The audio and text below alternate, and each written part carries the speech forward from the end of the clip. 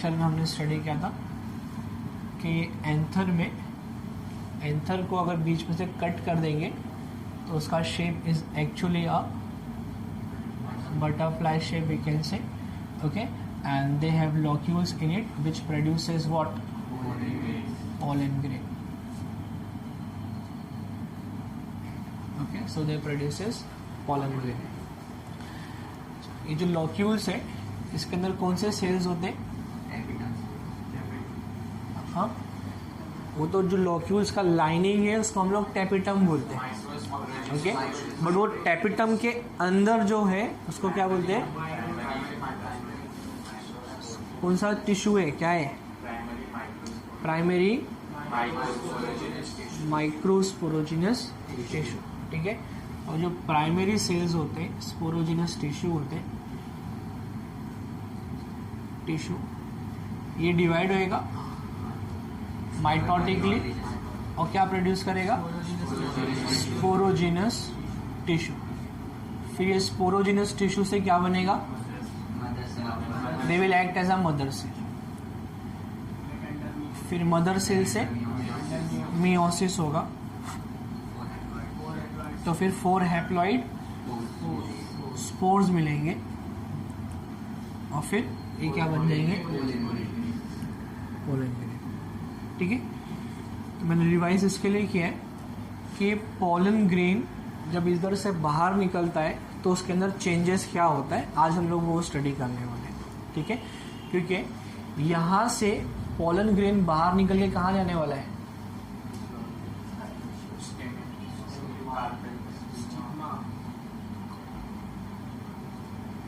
इसके पास जाएगा ना, ये स्टिग्मा है। तो जब वहाँ से निकल के इसके ऊपर डिपॉजिट होता है तो उसके अंदर क्या चेंजेस आता है, और उसके पहले हम लोग स्टडी करेंगे स्ट्रक्चर ऑफ पोलन ग्रेन। क्या स्टडी करेंगे? तो अपना अभी आप ही का टॉपिक है स्ट्रक्चर ऑफ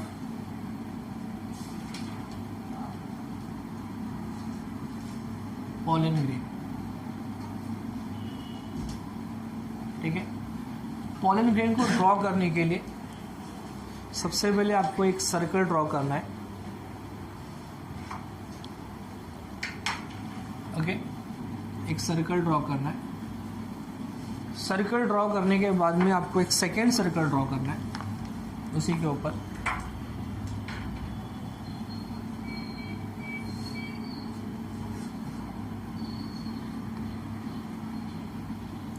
स्टेप्स देख लो कैसे ड्रॉ करना है, ठीक है।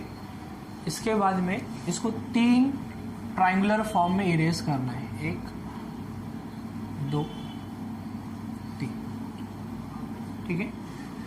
फिर जहाँ पे आपने इरेज किया है वहाँ से ऐसा एक आउटग्रोथ निकालना है,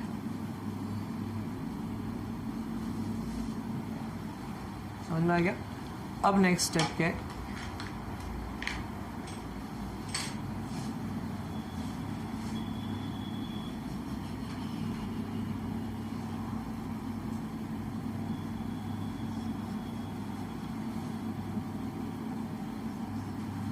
लाइक दिस। तो इसके अंदर ये लेयर्स है, काय के लेयर्स है? पोलन ग्रेन के। तो पोलन ग्रेन में ये जो होता है दिस वन,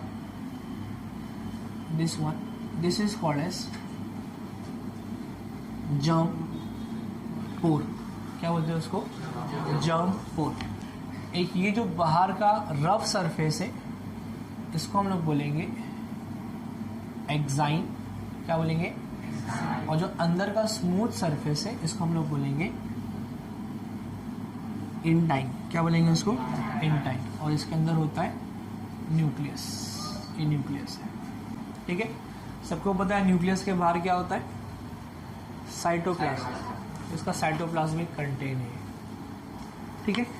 और ये इसका मेम्ब्रेन है, प्लाज्मा मेम्ब्रेन बोल सकता है उसको, ओके। तो ये उसका स्ट्रक्चर है, this is the structure of pollen grain. अब ये मैच्योर होएगा फॉर रिप्रोडक्शन, इसको रिप्रोड्यूस करना है, सीड का फॉर्मेशन करना है। तो सीड के फॉर्मेशन के लिए सबसे पहले इसका डेवलपमेंट होएगा।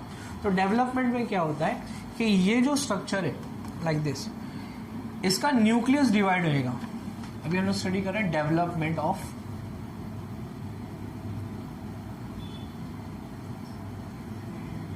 Development of pollen grain. एक और नाम है ना पॉलन ग्रेन का, क्या बोलते हैं? माइक्रोस्पोर। ओके, क्या बोलेंगे? सो स्टूडेंट, नून ऐप एक सोशल लर्निंग प्लेटफॉर्म है। मैं Qasim Qureshi along with Noon app आप लोगों के लिए लाया हूँ एक exclusive live class for class 10, जिसमें महाराष्ट्र बोर्ड साइंस मैं आपको पढ़ाऊँगा, वो भी फ्री। ठीक है, डेली ये क्लास कंडक्ट किया जाएगा at 9 PM every day student, free of cost. इसमें एक भी रुपया आपसे कोई नहीं लिया जाएगा। एवरी डे आपका फ्री डाउट क्लियरिंग सेक्शन भी रहेगा, तो क्लास के बाद में डाउट्स भी क्लियर हो जाएंगे। और इतना ही नहीं, क्लास ख़त्म होने के बाद में आपको फ्री नोट्स भी प्रोवाइड किया जाएगा। सो देर किस बात की, डिस्क्रिप्शन बॉक्स में लिंक दिया है, मेरा ग्रुप ज्वाइन करिए और मिलता हूँ आपको at 9 PM live daily at Noon app. Thank you. Microscope, तो डेवलपमेंट ऑफ, इसके अंदर सबसे पहला डायग्राम यही रहेगा, इसका डेवलपमेंट स्टडी कर रहे हो। मैंने बताया कि इसका जो न्यूक्लियस होता है, तो ये एक्साइन, ये एंटाइन और न्यूक्लियस। अब इसका जो न्यूक्लियस है, इसका न्यूक्लियस डिवाइड होएगा माइटोटिकली। याद रखो, यहाँ पे जो इसके पास क्रोमोसोम है, ये n नंबर ऑफ क्रोमोसोम है। तो ये n मतलब ऑलरेडी हैप्लॉइड है, समझ में आया? तो उसके अंदर मियोसिस और नहीं होएगा, माइटोसिस होगा। तो जब इसमें माइटोसिस होगा, तो माइटोसिस में सबसे पहले न्यूक्लियस डिवाइड होता है। ये जो न्यूक्लियस था, अब ये न्यूक्लियस डिवाइड हो गया, एक न्यूक्लियस का कितना हो गया? 2 न्यूक्लियस हो गया। ओके, इन दो में से पार्टीशन होएगा साइटोप्लाज्म का, तो एक न्यूक्लियस नीचे की तरफ, एक न्यूक्लियस ऊपर की तरफ। ये जो डिवीजन होता है, इसका साइटोप्लाज्म में अनइक्वल डिस्ट्रीब्यूशन होता है।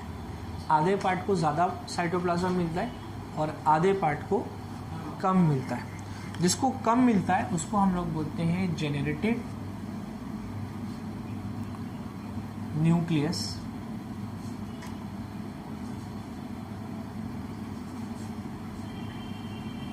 Generative nucleus, okay.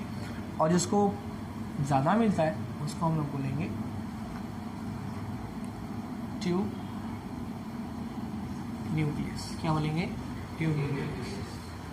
अब ये डिवाइड होने के बाद में ये जो स्ट्रक्चर है, ये जाता है और पॉलन ग्रेन के स्टिग्मा पे जाके बैठ जाएगा।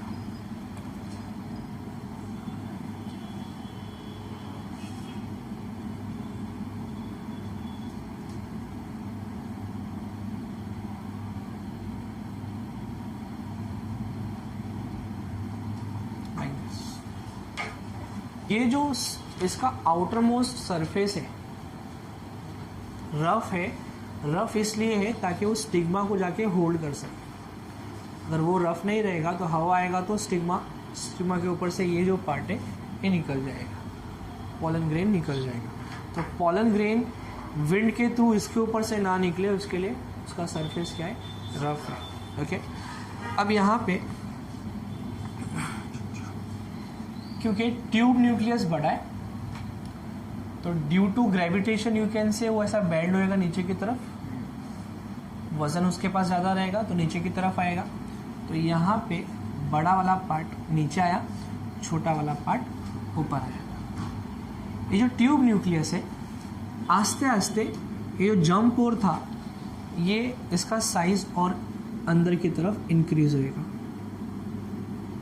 ठीक है, इसके साथ ही साथ ये तो दो पार्ट में डिवाइड हो गया। ओके, तो ये जो है ट्यूब न्यूक्लियस, ये इसके टिप पे आता है, नीचे की तरफ बढ़ेगा इसके टिप पे। समझ में आया? यहाँ से निकल के नीचे की तरफ आया टिप पे। अब इसका काम यही है कि इस पॉलन का जो ट्यूब बन रहा है, जिसका नाम है पॉलन ट्यूब, उसके साइज को आस्ते आस्ते इंक्रीज करना, ये इसका काम है। ठीक है, अब इसके पीछे पीछे कौन आएगा? कौन सा सेल है ये? Generative cell. तो ये जो जेनरेटिव सेल है ये यहाँ से निकला और अब ये इसके पीछे पीछे यहाँ पे आ रहा है, ठीक है। यहाँ पे जेनरेटिव सेल का फिर से माइटोसिस होगा और फिर जेनरेटिव 2 पार्ट में डिवाइड होगा। कितने सेल्स बनेंगे? 2, 1 and 2। अभी जो 2 सेल्स बने हैं इनका नाम है मेल गैमेट। क्या नाम है? Male gamete. याद है 10th में हमने डबल फर्टिलाइजेशन पढ़ा था, 2 बार फर्टिलाइजेशन होता है, तो 2 बार मेल गैमेट होते हैं, एक बार एग सेल के पास जाता है और एक बीच में जाता है, तो ये 2 मेल गैमेट बन गए। यहाँ तक समझ में आया? इसके आगे का टॉपिक अभी हमने क्या क्या कंप्लीट कर दिया है। फ्लावर में एंथर का पार्ट पूरा हो गया, ठीक है। अब फ्लावर का लास्ट वॉल क्या है फ्लावर का? हाँ, गाइनोशियम। क्या बोलते हैं उसको? कार्पेल। तो कार्पेल का स्ट्रक्चर खाली स्टडी करना है अभी। और कार्पेल के अंदर जो ओवरी है, ओवरी के अंदर ओव्यूल होता है, तो वो ओव्यूल का स्ट्रक्चर और ओव्यूल कैसे बनता है, जैसे हमने पॉलन ग्रेन का स्ट्रक्चर और पॉलन ग्रेन कैसे फॉर्म हुआ, डेवलपमेंट कैसा हुआ, वो स्टडी किया है। सिमिलरली ओव्यूल का स्ट्रक्चर और ओव्यूल कैसे फॉर्म होता है, समझ में आया? वो स्टडी करना है।